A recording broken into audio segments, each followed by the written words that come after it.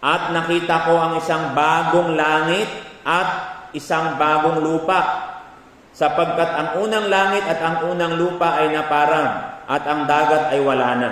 Nakita ni Apostol Juan, merong ginawa ang Panginoon na bagong langit at bagong lupa, na yun nga yung paraiso na paglalagyan ng Diyos sa mga maniniwala sa Kanya. Ang unang langit at ang unang lupa nawala na.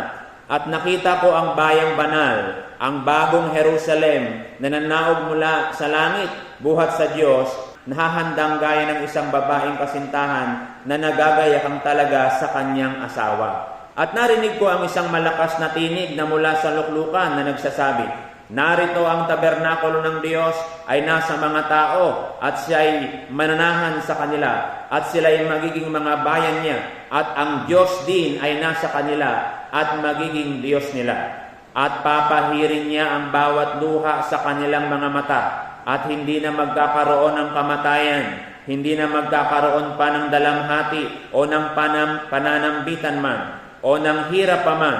Ang mga bagay ng una ay naparang na." So, ibig sabihin, pagka ikaw ay isa sa dinala doon sa paraiso ng Diyos pagkatapos ng paghukom, wala na po dong iyak, wala nang hirap, masarap na ang buhay kasama ang Diyos, at meron kang buhay na walang hanggan. Yung saya, yung ligaya na hindi mo pa naiisip, lahat ay nandoon. Yun ang regalo ng Diyos, mga kapatid. Ano pa ang sabi? At iyaw nakaluklok sa luklukan ay nagsabi, "Narito, ginagawa kong bago ang lahat ng mga bagay." At sinabi niya, "Isulat mo, sapagkat ang mga salitang ito ay tapat at tunay." At sinabi niya sa akin, "Nagawa na. Ako ang Alpha at ang Omega, ang pasimula at ang wakas. Ang nauuhaw ay aking paiinuming walang bayad sa bukal ng tubig ng buhay. Ang magtagumpay ay magmamana ng mga bagay na ito, at ako'y magiging Diyos niya, at siya'y magiging anak ko." Ano po ang ibig sabihin ng magtagumpay? Ano ibig sabihin po ng magtagumpay? Kung hanggang sa huling hininga mo, naglingkod ka sa Diyos, hindi ka bumitaw sa iyong paglilingkod sa Diyos. Saka mo lang masasabi na ikaw ay nagtagumpay. Ayan, yan ang sabi ng Panginoon. Ngunit sa mga duwag at sa mga hindi mananampalataya at sa mga kasuklam-suklam at sa mga mamamatay tao at sa mga mapakiapid at sa mga manggagaway at sa mga mapagsamba sa Diyos-Diyosan at sa lahat ng mga sinungaling, ang kanilang bahagi ay sa dagat-dagatang nagdiningas sa apoy at asupre na siyang ikalawang kamatayan. Doon naman sa mga masasama at ayaw kumilala sa Diyos, saan naman sila dadalhin? Doon sila itatapon sa impyerno. Kaya dalawa yun, mga kapatid ko. Ang tanong, saan mo gusto mapunta?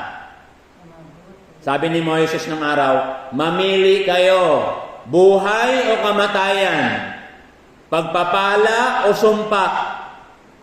Kaya sabi naman ng Panginoon, sana piliin ninyo ang buhay at ang pagpapala. Apokalipsis Kabanatang 21, talatang 21. At ang 12 pintuan ay 12 perlas. Yung makikita mo doon sa paraiso ng Diyos, yung mga pintuan po doon na malalaki ay gawa sa perlas. Imagine niyo na lang po habang binabasa ko. At ang bawat pinto ay isang perlas. At ang lansangan ng bayan ay dalisay na ginto, na gaya ng nanganganinag na bubog. Yung kalsada po doon sa paraiso ng Diyos, daanan, gawa po sa gold. Yung gold na yon parang kristal, parang ganito na gold ang daanan. Imagine niyo na lang kung ano yung kaganda, di ba? At hindi ako nakakita ng templo doon, sapagkat ang Panginoong Diyos ang makapangyarihan sa lahat, at ang kordero ay siyang templo doon. At ang bayan ay hindi nangangailangan ng araw at ng buwan man upang lumiwanag sa Kanya, sapagkat nililiwanagan ng kaluwalhatian ng Diyos, at ang ilaw doon ay ang kordero. At ang mga bansa ay lalakad sa pamamagitan ng liwanag nito, at ang mga hari sa lupa ay mga dadala ng kanilang karangalan sa loob niyaon. At ang mga pintuan niyaon ay hindi ilalapat, kailanman sa araw, sapagkat hindi magkakaroon doon ng gabi.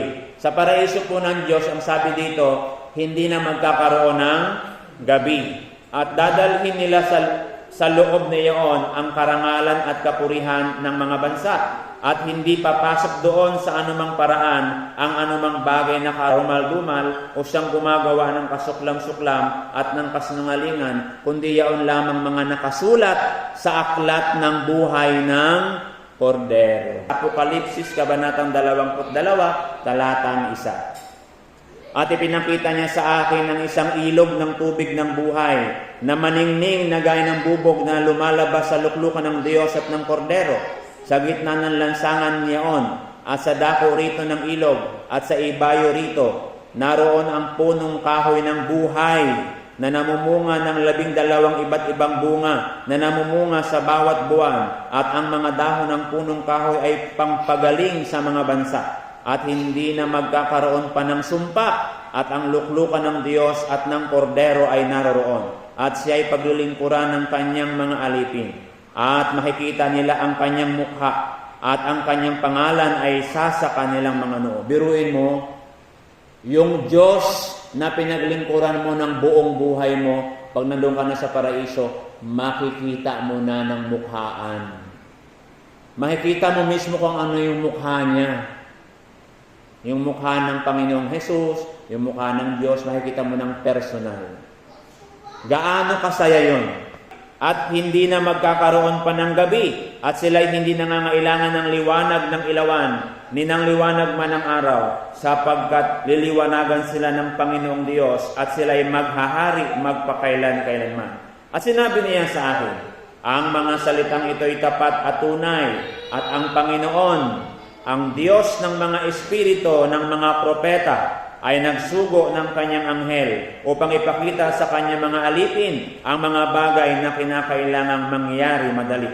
Sino po ang nagsasabi nito?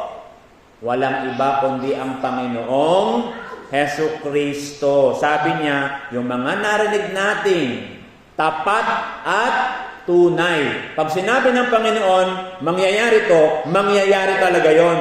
Sa maniwala ka man o hindi, mangyayari talaga yon.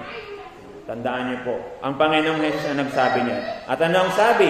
At narito, sabi ng Panginoon, ako'y madaling pumaparito, mapalad ang tumutupad ng mga salita ng hula ng aklat na ito.